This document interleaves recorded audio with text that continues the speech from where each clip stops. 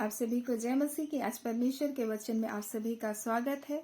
आज परमेश्वर अपने वचनों के द्वारा आप सबको बहुत ऐसे आशीष को दे। आज जब हम परमेश्वर के वचनों से सीखेंगे वो परमेश्वर की खोज के बारे में, और परमेश्वर अपने राज्य अपनी धार्मिकता की खोज करने के लिए कहता है। और हम देखेंगे मत्ती 6 उसका 31 से लेकर 33 में इस प्रकार से कहता है कि तुम चिंता करके या ना कहना कि क्या खाएंगे, क्या पिएंगे और क्या पहनेंगे, क्योंकि अन्य जाति इन सब वस्तुओं की खोज में रहते हैं। परंतु तुम्हारा पिता तुम्हारे मांगने से पहले जानता है कि तुम्हारी क्या आवश्यकता है, बोलता है। इसलिए पहले तुम परमेश्वर के राज्य और उसकी धार्मिकता की खोज करो। और परमेश्वर चाहता है कि हम सबसे पहले परमेश्वर के राज्य और उसकी धर्म की क्या करें, खोज करें, ताकि हमें परमेश्वर सब वस्तुओं को क्या करे, दे दे। और परमेश्वर का वचन हमें इस प्रकार से सिखाता है कि जैसे परमेश्वर का दास इस प्रकार से प्रार्थना करता है, हे मेरे प्रिय, मेरी यह प्रार्थना है कि जैसे तू आत्मिक उन्नति कर रहा है वैसे ही सब बातों में उन्नति करे और भला चंगा रहे। यानी परमेश्वर का राज्य सबसे पहले हमारे जीवन में होना चाहिए, उसके बाद संसारिक बातें, और हमें सबसे पहला स्थान परमेश्वर को देना है। और परमेश्वर ने जब कहा अपने वचन में कि तुम मेरी खोज करो, तो यूं ही नहीं कहा परमेश्वर, कोई ना कोई परमेश्वर ने इसमें अपने भेद को, अपनी बातों को परमेश्वर ने इसमें छुपा करके रखा है। और परमेश्वर इसलिए अपने वचन में कहता है कि सबसे पहले तुम मेरे राज्य और मेरे धर्म की क्या करो, खोज करो।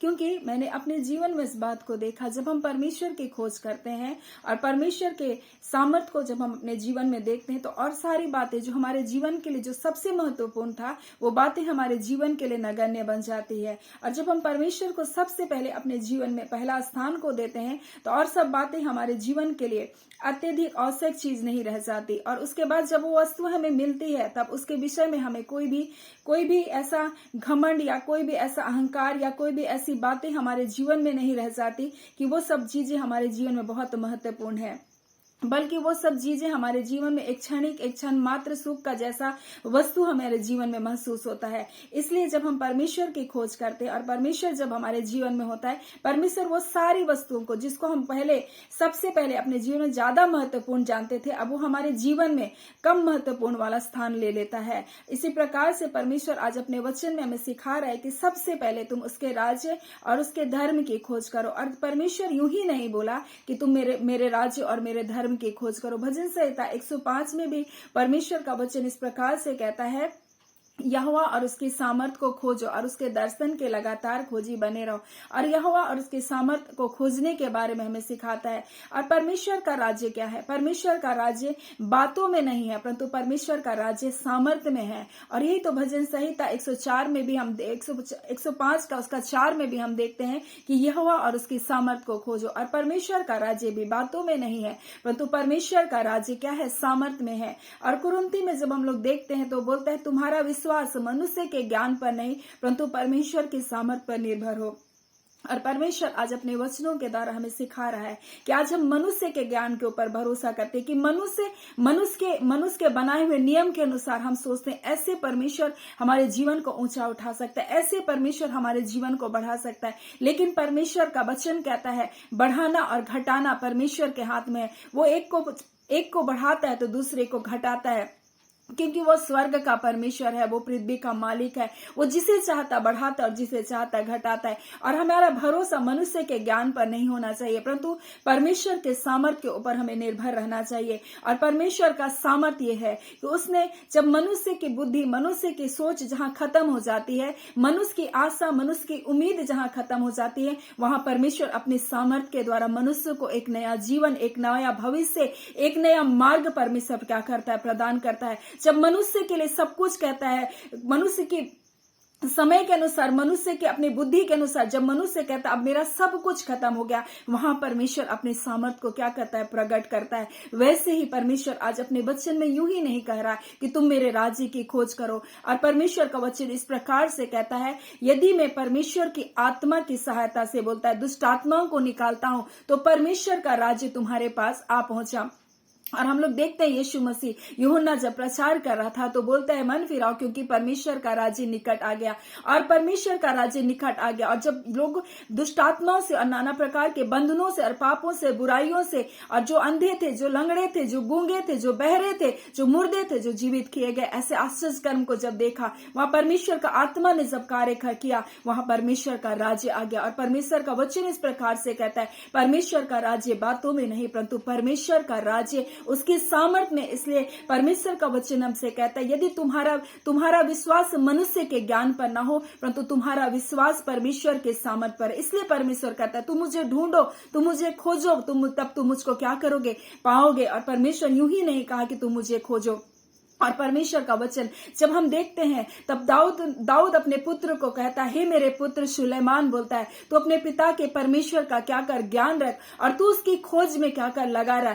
यदि तू उसकी खोज में लगा रहेगा तो वह तुझको मिलेगा, परंतु यदि तू उसे छोड़ देगा तो वो भी तुझको क्या करेगा, छोड़ देगा। इसी प्रकार से हम दूसरा इतिहास 15 उसका 4 में हम लोग अगर आगे देखते हैं तो अजरिया भी, जिसमें परमेश्वर का आत्मा समाता है, तब वो क्या करता है, आसा राजा को और जितने यहूदा के लोग थे और बिन्यामीन गोत्र के थे, उनको भी यही कहता है कि तुम यहोवा की क्या करो, खोज में लगो। यदि तुम उसको खोजोगे तो तुम उसको पाओगे, परंतु अगर तुम उसको छोड़ दोगे तो वो भी तुमको छोड़ देगा। इसी प्रकार से हम परमेश्वर के वचन में, हम लोग पहला इतिहास में भी इसी वचन को देखते हैं कि परमेश्वर का वचन कहता है तो यहोवा की खोज कर, तो उसकी सामर्थ की खोज कर। और परमेश्वर का राज्य कहा जाता है कि उसका राज्य क्या है, उसके धार्मिकता क्या है, उसके बेटे यीशु मसीह में। अगर हमारे जीवन में यीशु मसीह है, अगर हमारे जीवन में उसका पुत्र है, अगर हमारे जीवन में परमेश्वर का आत्मा है, तो हमारे जीवन में परमेश्वर का राज्य आ गया। परमेश्वर का सामर्थ हमारे जीवन से होकर के क्या करेगा, और परमेश्वर का कार्य करेगा। और परमेश्वर का राज्य तो बातों में नहीं परंतु परमेश्वर का राज्य उसके सामर्थ में है। इसलिए पौलुस बोलता है, मैं वचन के ज्ञान से लुभावनी वाली बातों को नहीं परंतु परमेश्वर के सामर्थ में होकर के उसके वचन का क्या करता हूं, प्रचार को करता हूं। और परमेश्वर का वचन सामर्थ्य है, परमेश्वर का वचन अद्भुत कार्य को करता है। इसलिए जब हम परमेश्वर के वचन को पढ़ते, जब हम परमेश्वर की खोज को करते, तब परमेश्वर हमारे जीवन में अपने अद्भुत महिमा को क्या करता है, प्रकट करता है। और परमेश्वर अपने वचन में इस प्रकार से कहता है, दूसरा इतिहास उसका 14 इस प्रकार से 14 उसके 7 में इस प्रकार से कहता है, हमने परमेश्वर यहोवा की खोज की, हमने उसको खोज की और उसने हमको चारों ओर से क्या किया, विश्राम दिया। उसने हमारे नगरों को बसाया और हमको क्या किया, समृद्ध किया। और जब उन्होंने परमेश्वर की खोज को किया और जब परमेश्वर को ढूंढा और परमेश्वर के सामर्थ को उसने अपने जीवन में क्या किया, महसूस किया, उसने देखा, परमेश्वर ने उसे सारे युद्ध से क्या किया, विश्राम दिया। परमेश्वर उसके नगरों को बसाया और उसको समृद्ध किया। और ऐसे ही हम जितने भी परमेश्वर के लोगों के बारे में हम वचन में जब हम देखते हैं, जब उन्होंने परमेश्वर को ढूंढा, जब उन्होंने परमेश्वर की सामर्थ को खोजा, तब परमेश्वर ने अपने जीवन में उनको महिमा को दिखाया।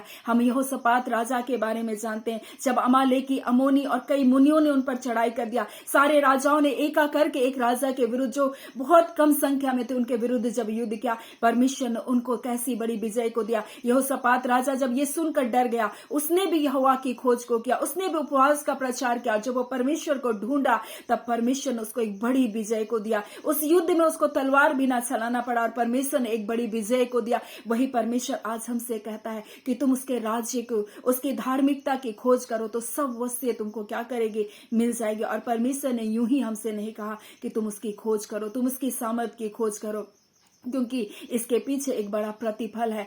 इसलिए दाऊद ने भी अपने बेटे को समझाया और कहा तू यहोवा की खोज कर। सो परमेश्वर आज अपने वचनों के द्वारा हम सबको बहुत ऐसे आशीष को दे। आमीन। आइए हम प्रार्थना करें। धन्यवाद देते हैं प्यारे पिता परमेश्वर, प्रभु यीशु के नाम से पिता हम आपकी निकटता, आपकी हुजूरी में आते हैं प्रभु। एक नए दिन, नए समय के लिए पिता आपका धन्यवाद करते हैं प्रभु जी। आपका सामर्थ्य उपस्थिति प्रभु आपके बच्चों को घेर करके रखता है पिता परमेश्वर। आपकी आग के सहरपनाह में परमेश्वर आप अपने बच्चों को रखते हैं पिता।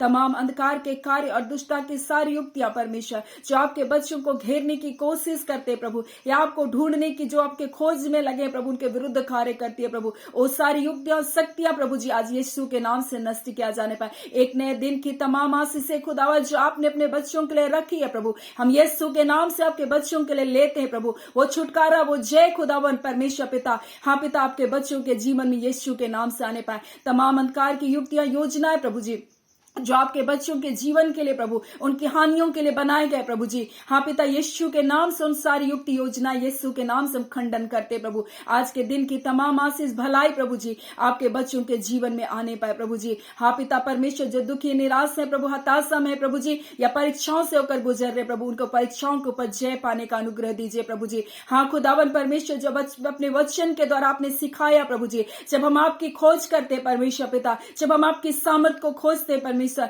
आप अपने नाम की महिमा को प्रकट करते। मनुष्य की बुद्धि, मनुष्य का ज्ञान क्या कहता हम नहीं जानते, परंतु खुदावन परमेश्वर आपका सामर्थ परमेश्वर पिता, हाँ पिता परमेश्वर, निराशा और हताशा में प्रभु, जहां कोई उम्मीद नहीं वैसे जगह में तू कार्य करता है प्रभु जी। ए खुदावन परमेश्वर प्रभु जी, जब आपके दासों ने परमेश्वर प्रभु जी, जब याजकों ने परमेश्वर यरदन नदी पर आपकी वाचा का संदूक को लेकर खड़ा रहा प्रभु, उस जगह प्रभु जी आपने परमेश्वर पिता जल को परमेश्वर रोक दिया खुदावन, और सूखी भूमि से आपके लोगों को पार किया। वही परमेश्वर जो कल थे वो आज है प्रभु। आज अपने नाम की महिमा, अपने सामर्थ को आपके बच्चों के जीवन में प्रकट कर रहे प्रभु।